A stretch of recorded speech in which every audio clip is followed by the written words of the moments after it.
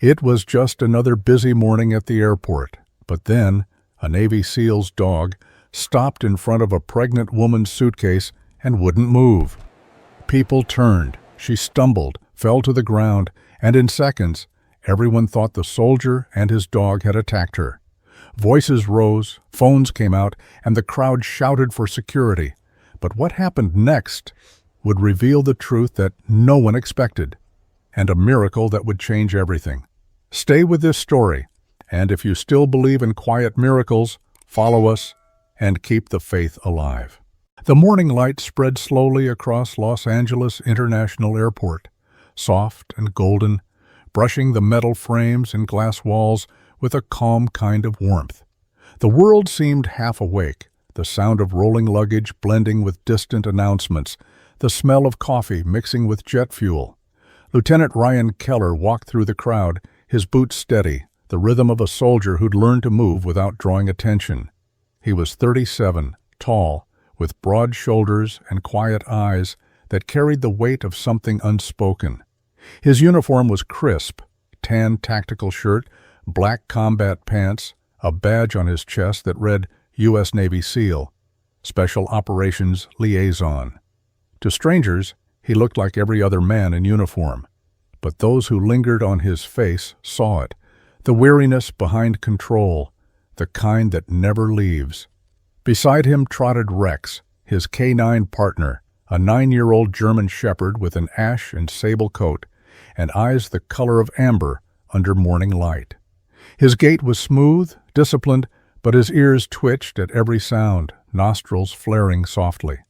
The dog carried no collar, only a vest marked K9 OPS 412.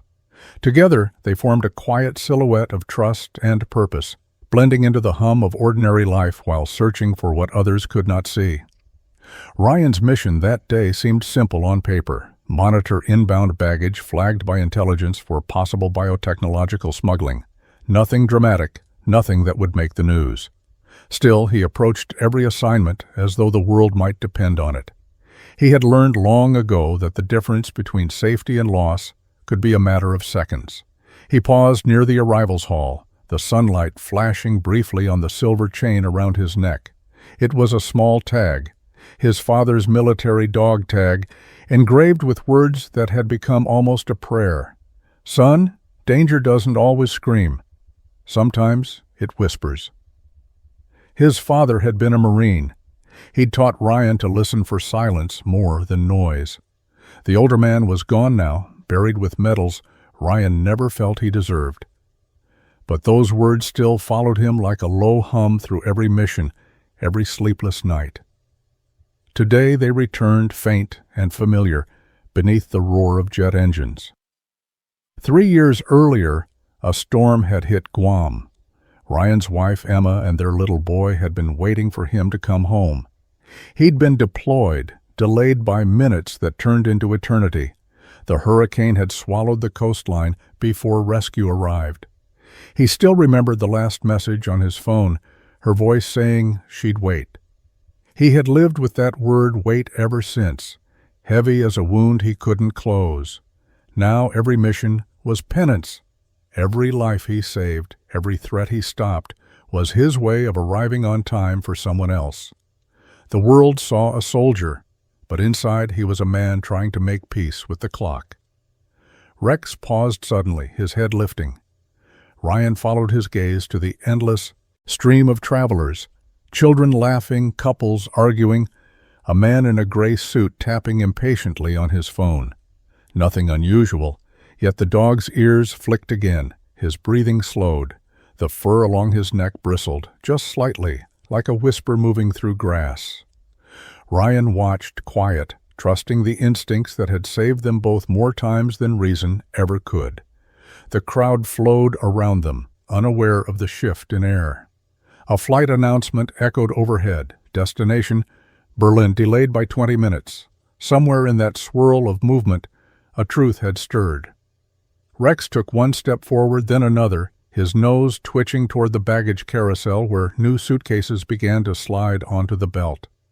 Ryan rested a hand on the dog's vest, feeling the slow thump of its heart. "Easy, boy," he murmured.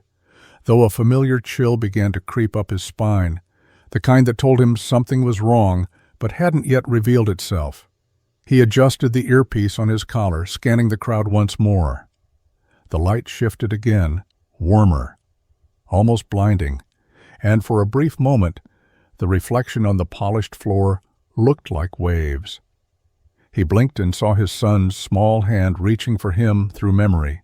He exhaled softly, pushing the thought away. Not now. But deep down, he knew. The morning's calm was lying. Somewhere beneath the chatter and engines, danger was whispering again. And Rex had already heard it first.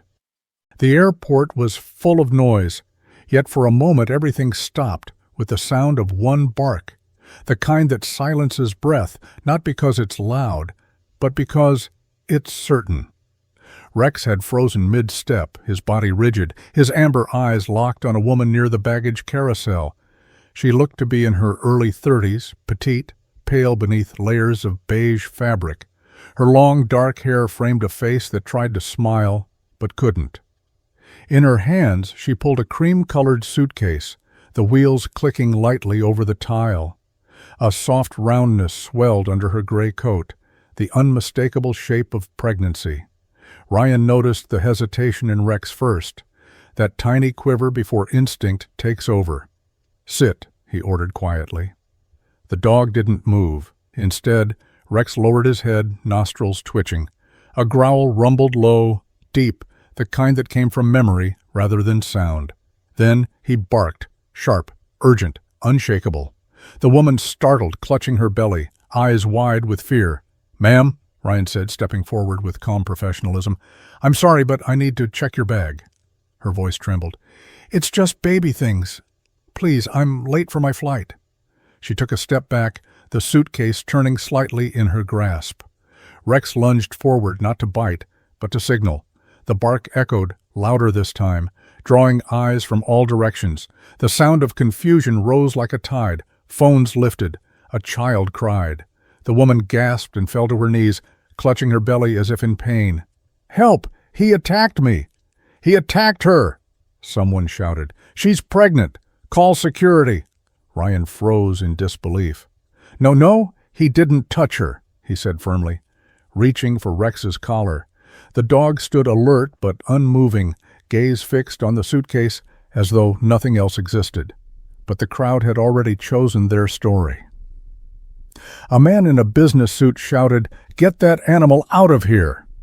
Another woman, holding her phone out to record, snapped, "You call yourself a hero? You just terrified a mother." Security officers arrived within seconds. "Sir, control your canine," one barked, stepping between them. "Step back immediately." Ryan raised both hands, voice even. "He's alerting. Something's wrong with that bag. Please, just let me check it." "Enough," another guard said sharply, eyes darting to the cameras already recording. "Step away, Lieutenant. We'll handle this." But Ryan knew what those words meant.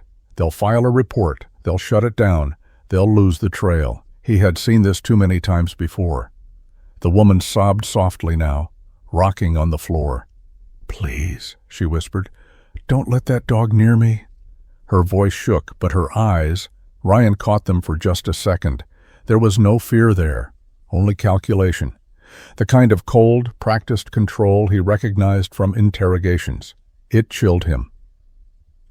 "Ma'am, can you stand?" asked a young officer, crouching. "To help her." She nodded weakly, clutching her belly again. The suitcase stood upright beside her, untouched. Rex took one small step forward, muscles taut. Ryan felt the tension through the leash like a heartbeat. "Easy, boy," he murmured. I know you're right." He turned to the guards. "You see his posture? He's not attacking. He's identifying. He smells something that shouldn't be there." But the security chief had already shaken his head. "Lieutenant, we appreciate your service, but this is a civilian area. You're causing panic. Please take your canine outside." Ryan hesitated. Around him, voices murmured. Phones kept filming. A woman hissed, "Poor thing. She's just trying to travel." Someone else muttered, "These SEALs think they can do whatever they want." The words burned, though he'd heard worse. What hurt was the look in Rex's eyes, steady, pleading, the kind of gaze that says, "Trust me, even if they don't." He knelt beside Rex, his voice low enough that only the dog could hear. "We'll prove it, buddy. I promise." Rex whined softly, the sound carrying the weight of years spent together, missions in deserts, nights in silence, mornings marked by loss. To others, it was just noise. But to Ryan, it was memory. He looked at the crowd again, their faces drawn in judgment, fear, ignorance. In each one, he saw echoes of that night in Guam, the faces of people who didn't listen soon enough, the helplessness of coming too late. He felt his pulse quicken, his breath shallow, not from anger but from something older, regret. He could hear his father's voice again. Danger doesn't always scream. Ryan stood slowly, straightening his uniform. "You want to report me?" he said to the guard, calm but steady. "Fine, but if that bag leaves this room and something happens, you'll wish you had trusted the dog." The guard hesitated. The woman trembled again, whispering something to herself. The carousel turned, the sound of luggage rolling, filling the silence. Somewhere deep inside the noise, Rex's growl returned, soft, insistent, like the whisper of a coming storm. But the noise of the airport faded until only two sounds remained, the quiet rhythm of Rex's breathing and the distant echo of the loudspeaker calling another flight. The world seemed to shrink into that fragile space between duty and doubt. Ryan stood still, his hands resting on the leash, his pulse steady but heavy. Around him the crowd had begun to disperse, their outrage dissolving into murmurs and the rustle of luggage wheels. Cameras lowered, accusations drifted away, leaving behind a hollow quiet. In that silence, the years caught up with him. He closed his eyes, and for a moment he was no longer in LAX, but standing in the storm again. Wind, water, the sound of a child calling his name. 3 years had passed, yet the memory still cut clean as glass. The storm in Guam had torn through their home faster than orders could reach him. He had been on a mission then, just minutes too far away. When the radio connection died, her voice had been mid-sentence. "Ryan, the water's rising." Then static. He'd arrived to find only pieces, framed photographs, a broken toy boat, the smell of salt and rain that would never leave his skin. He reached into his chest pocket now and touched the old photograph he always carried. It was worn thin, edges frayed from years of being unfolded and refolded, a little water-warped from tears and storms alike. His wife's smile was still there, faint but soft, their son's hand gripping her sleeve. It was the weight he carried into every mission, the reminder of what happens when you're too late. He opened his eyes and looked at Rex. The dog sat close, steady and alert, amber eyes fixed on him. For a brief moment, Ryan saw himself reflected there, loss, loyalty, and something that still refused to die, belief. He knelt, resting a hand on the dog's neck. "They laughed when I believed in you once," he whispered. "Let's show them why I still do." Rex blinked slowly, as if understanding every word. His tail brushed the floor once, a quiet vow between two survivors. The radio on Ryan's shoulder crackled back to life, breaking the stillness. "Command to Lieutenant Keller. Backup ETA. 50 minutes. He exhaled through his teeth. 50 minutes. In an airport this size, that was an eternity. He looked up, scanning the concourse again. The woman in beige had risen to her feet. She clutched her suitcase close, trembling for the cameras still watching. The performance was flawless, every movement fragile, rehearsed.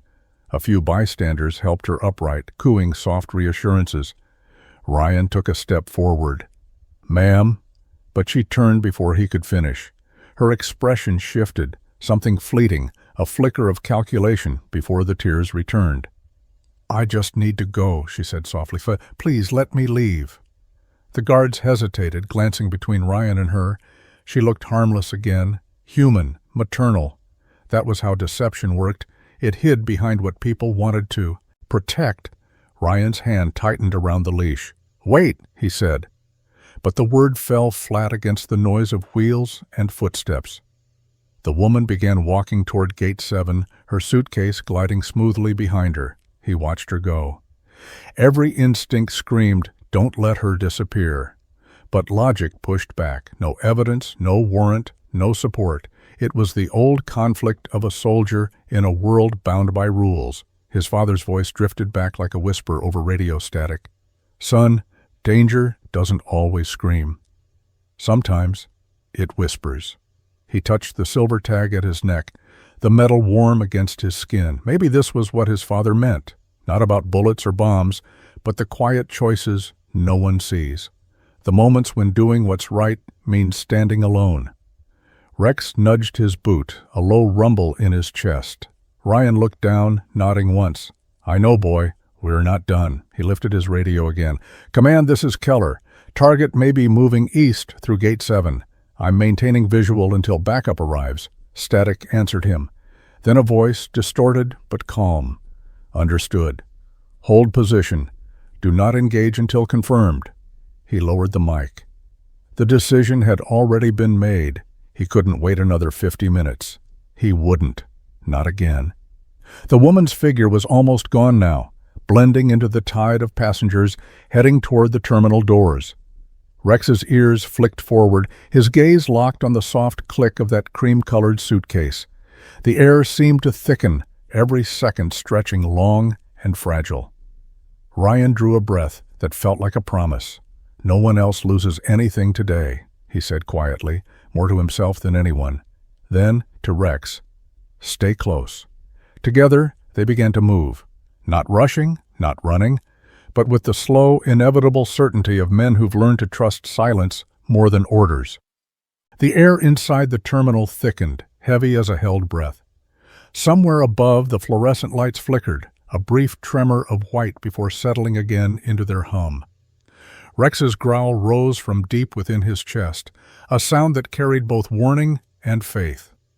Ryan felt it through the leash, an electric tension, as if every instinct between them had aligned on one truth. "Stay," he whispered. But the command came too late. The dog moved, swift, silent, unstoppable. He slipped through the wall of people like a shadow cutting through fog. Shouts erupted. Arms reached out, but Rex was already beyond them, his paws striking the tile with sure, powerful rhythm. The woman turned just as the bark came again, sharp as thunder. Her eyes widened, the suitcase twisted from her grip. It struck the floor, spun, then began to tumble down the short stairwell near Gate 7. For an eternal second, time fractured. The suitcase hit the last step and burst open with a dull, echoing crack. What spilled across the floor was not cloth or baby bottles. A black metal device rolled out first, attached by wires to a narrow cylinder of glass. Inside it, a pale blue liquid shimmered under the light, thick, slow-moving, almost alive. A small red diode blinked in its center, pulsing like a heartbeat. The entire terminal froze. Conversation stopped mid-word. Even the announcements seemed to fall silent. Ryan's gaze locked on the object, his heart pounding in rhythm with that blinking red light. His voice came out low, almost reverent. "Everybody, back now." Rex stood over the fallen suitcase, his body perfectly still, eyes fixed on the device. He didn't bark again. He didn't need to. The truth was already screaming in silence. The woman gasped, her trembling hands rising to her face. "Oh my God," someone whispered nearby. But when Ryan looked up, her expression had changed. The trembling was gone. Her fear evaporated like fog in sunlight. For the first time, her face was still. Then, with calm precision, she reached beneath her coat, grasped the edge of her belly, and tore it away. The fake padding hit the floor with a thud. Beneath it, a holster gleamed. "She's not pregnant," Ryan shouted, voice echoing across the terminal. "She's armed." Before anyone could move, she drew her gun and fired once into the ceiling. The sharp metallic crack split the air, scattering birds from the rafters and panic through the crowd. People screamed. Bags dropped. Alarms blared to life. Ryan's training took over, He dropped behind a pillar, scanning the angles. The woman spun, searching for escape routes. Her hand trembled only slightly. A professional trying to look desperate. He recognized it instantly. She wasn't a victim. She was a courier. Maybe more. Rex crouched low, waiting. His ears twitched once toward Ryan, seeking a single word. "Go," Ryan said. The command was quiet, almost gentle, but to Rex, it was everything. The German. Shepard surged forward, a blur of muscle and instinct. The woman fired again, the shot missing as she stumbled backward through the chaos. People ducked, scrambled for cover. Rex closed the distance in seconds, darting through the stream of running feet, never breaking focus. The gun clattered from her grasp as he lunged, not to bite, but to block her path. She hesitated, caught between fear and fury, then turned to run. Ryan was already moving, heart hammering against the weight of the past. For a moment, the scene froze again. The flickering overhead light steadied, casting a narrow beam down upon Rex, illuminating the words K9 OPS 412 on his vest. The red diode on the fallen device blinked one last time, then faded to black. Somewhere deep inside him, Ryan felt something shift, like a breath of mercy in a place that had forgotten how to breathe. He didn't know if they'd just prevented disaster or merely uncovered its beginning. All he knew was this: the world had turned again, and once more it was Rex who heard danger's whisper before anyone else. He reached the stairwell where Rex stood, the crowd now distant and trembling. The woman had vanished into the flood of chaos, but the truth, raw and undeniable, lay open on the floor. Ryan knelt, his voice rough with gratitude. "Good boy," he whispered. "You did what I couldn't." Rex exhaled softly, his chest rising and falling against the hum of alarms. For a heartbeat, time stood still, the light above flickering once more, as if heaven itself had paused to acknowledge them. The hallway stretched long and cold, lit by the pulse of red emergency lights. The air smelled of metal and fear. Ryan ran, lungs burning, boots slamming against the floor. Ahead of him, the woman pushed through a maintenance door, vanishing into the narrow corridor beyond. Rex followed close, claws striking the metal grating in rhythm with Ryan's heartbeat. Their breaths, one human and one animal, merged into a single sound, the sound of pursuit and purpose. Security alarms wailed above them. Somewhere behind, orders crackled through the radio. "Do not engage until backup. Repeat, do not engage." But Ryan couldn't stop. Every second was a reminder of Guam, of what waiting had cost him before. He turned the corner just in time to see a flash of her coat disappear into the baggage tunnels. The corridor was dim, filled with the low hum of conveyor belts and flickering lights. The air vibrated with the movement of unseen machinery. Ryan slowed his pace, listening. Then, a faint metallic clink. "Rex," he whispered. The dog's ears pricked, his head tilting slightly. Together they moved forward, steps light and deliberate. Suddenly the woman appeared from the shadows. Her face was streaked with sweat and tears, but her eyes, sharp, desperate, held the cold focus of survival. She raised the gun. The shot cracked through the narrow space, the bullet grazing Ryan's shoulder. He staggered, but didn't fall. Rex lunged, powerful and precise. The gun hit the ground with a clang as the woman screamed, clutching her bitten arm. Ryan moved fast, kicking the weapon away before pulling her down, pinning her to the floor. Her breath came in ragged bursts. Her hands trembled against the cuffs he snapped over her wrists. "Why did you do it?" Ryan's voice was low, almost gentle. Not the voice of a soldier, but of a man asking another human being to speak the truth. The woman shook her head, eyes brimming. "You don't understand," she whispered. "They have my son. He's 8. They said if I didn't deliver the bag, they'd kill him." Ryan froze. For a moment the sound of alarms faded away. Only the hum of the conveyor belts remained, like a slow heartbeat. He stared down at her, at the trembling figure caught between guilt and grief. Her voice cracked. "They promised it was just a data exchange. I didn't know what was inside. When I saw your dog react, I panicked. I thought If they found out I failed, they'd—" She couldn't finish. The words dissolved into sobs.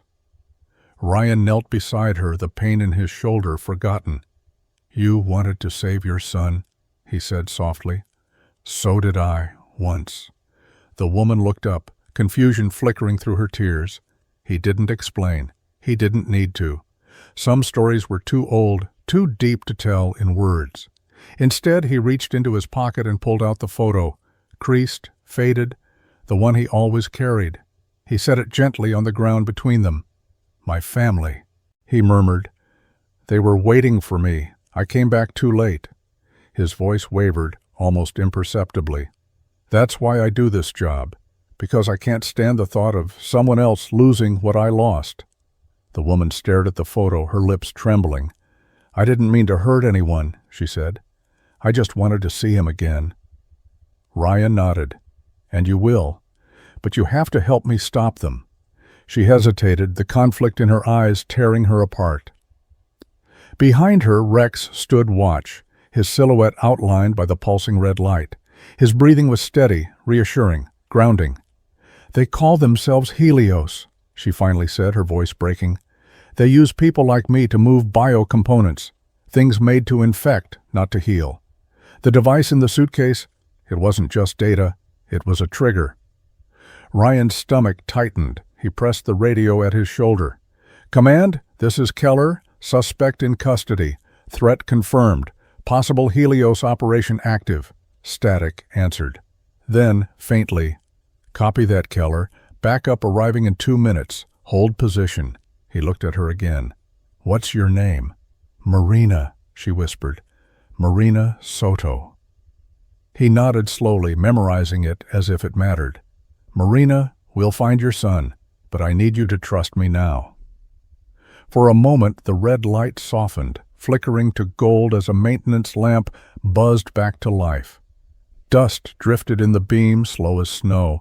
The world felt suspended, two broken souls, caught between guilt and grace. Marina lowered her head, tears falling silently to the floor. "I never wanted this," she said. "I just wanted him safe." Ryan placed a hand on her shoulder. "Then let's make sure someone else's child doesn't have to pay that price." Outside, footsteps approached, the echo of security teams closing in. Ryan stood, signaling Rex to guard. The dog's eyes met his, filled with something that felt almost human, understanding. As the sound of boots drew nearer, Ryan looked back once more at the woman. "Sometimes," he said softly, "sin begins with love. But love is also how we make things right."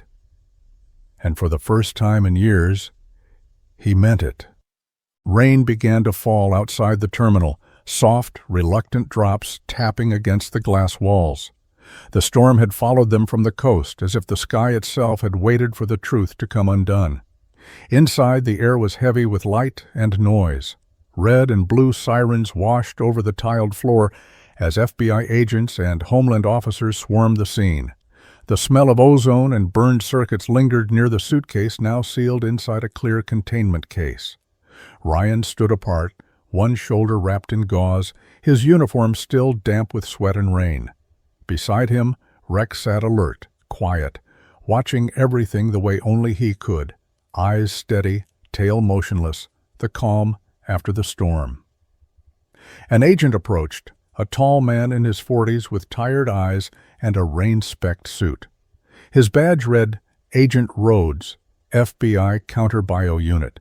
His voice carried both respect and exhaustion.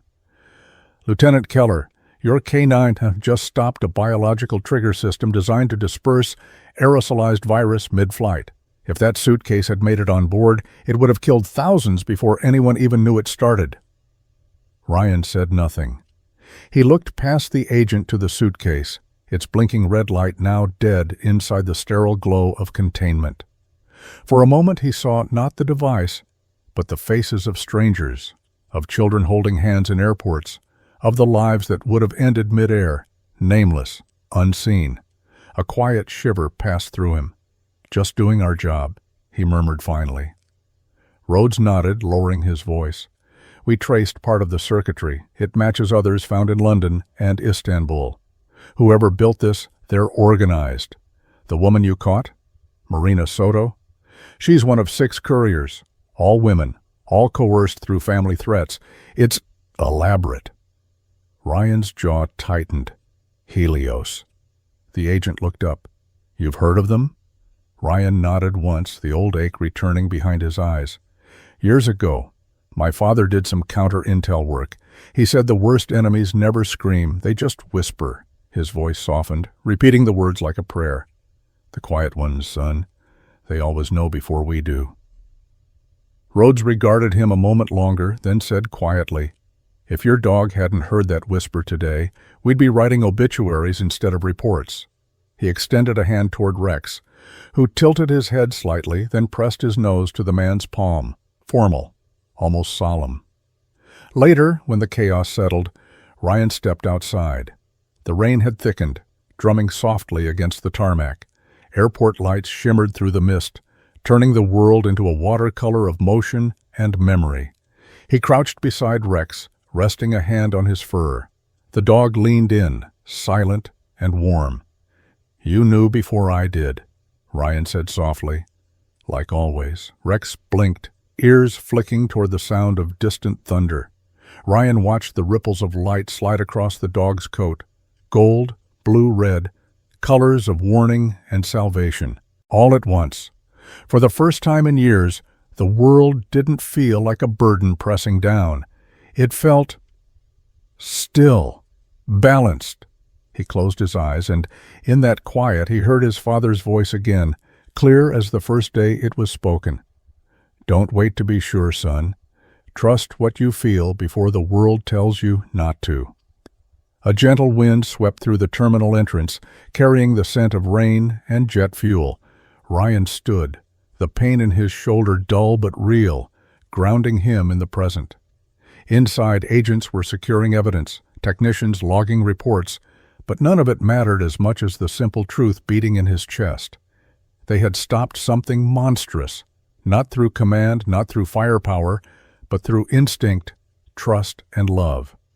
He looked down at Rex again, and for the first time in a long while, a small, unguarded smile crossed his face. We made it this time, he whispered. We were right on time. Rex's tail brushed the wet ground once, slow and deliberate, as if to agree. Together they stood beneath the rain, 2 silhouettes against the blinking lights, proof that even in a world of noise and fear, quiet courage could still save lives. And in that stillness, Ryan finally felt something he hadn't known in years, peace. The evening sun hung low over the base, casting long golden stripes across the tarmac. The world seemed quieter that week. News anchors spoke slower, headlines gentler, as if the country itself had paused to breathe. It had been 7 days since the footage was released. Every network showed the same sequence: the shouting crowd, Ryan's calm restraint, Rex's sudden movement, and then the suitcase bursting open. The silence that followed had echoed across America. Some called it the moment truth barked. Others called it the dog who knew. Whatever the name, people watched with tears in their eyes and shame in their throats. Ryan didn't watch the broadcast. He didn't need to. He'd lived it in real time, and that was enough. But the world came to him instead. Letters arrived by the dozen, handwritten notes folded into white envelopes, some trembling with apology, some with gratitude. He read them quietly at night in the small office beside the K-9 training yard. Outside, Rex slept by the door, chest rising and falling with the rhythm of peace. One letter came from a young mother. I was there. I screamed at you. I'm sorry. My daughter still talks about your dog. She says he was braver than all of us. Another was written in careful cursive by a retired soldier. You reminded me that courage isn't the absence of fear. It's the will to act despite it. Each word felt like a weight lifting from his shoulders, one apology at a time. A few days later, a small crowd gathered at the unit gates. Ordinary people, faces he half recognized from that day. They came with flowers, folded flags, and quiet eyes. At the front was a girl of maybe 8, holding a simple leather collar in her hands. Her mother guided her forward. "This is for him," the woman said softly. The collar was hand-stitched, the words "Forgive us" embroidered in pale thread. Ryan knelt so the girl could fasten it around Rex's neck. The dog stood still, tail flicking once, accepting it with the same quiet dignity that had defined him since the beginning. The girl smiled through a shy tear. "He's not mad at us, right?" she asked. Ryan shook his head. He never was. Rex nuzzled the girl's hand before lying down beside Ryan again. In that small exchange, something unseen healed. Later that evening, as the sun dipped lower, a uniformed courier approached Ryan with a sealed envelope. No return address.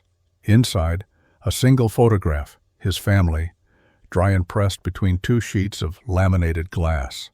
On the back, written in careful pen strokes, "We were there. We're sorry we didn't believe." Ryan stared at the photo for a long time.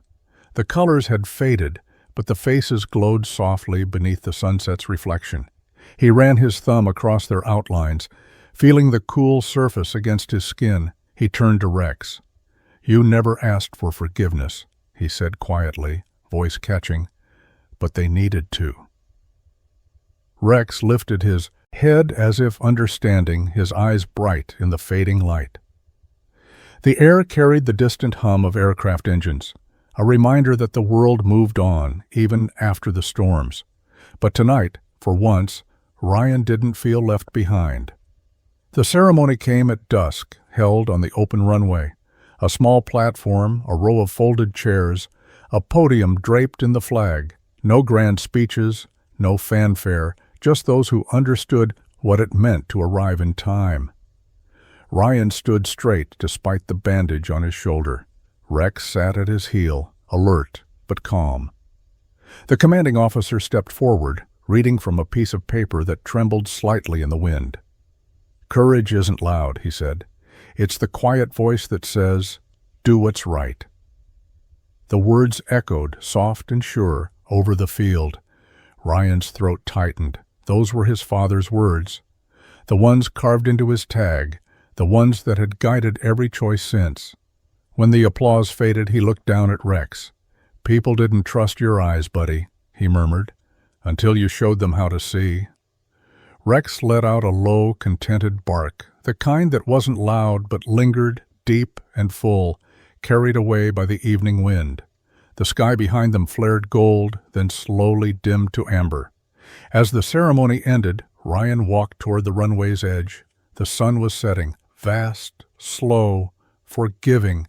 He stopped and looked up at it, letting the light touch his face. For the first time in years, he smiled without effort. Beside him, Rex sat perfectly still, gaze fixed on the same horizon. Man and dog, 2 survivors, 2 souls bound by instinct and grace, stood together as the world turned quietly toward night. The wind shifted, carrying a whisper that felt almost like his father's voice. "This time, son, you were right on time." Ryan closed his eyes, the photo still pressed in his hand. He let the wind carry it all, the past, the guilt, the noise, until only the present remained. And in that present, there was peace. The most beautiful things in life don't shout. They arrive softly, like the loyal eyes of a dog or the quiet courage of someone who once fell but chose to rise again. In moments of loneliness, sickness, or doubt, remember this: God is still here, in every breath, in every act of kindness. If this story brought warmth to your heart, share it with someone who might need a little miracle tonight. Leave a comment, subscribe, and may God bless you with health, peace, and gentle light for the days ahead.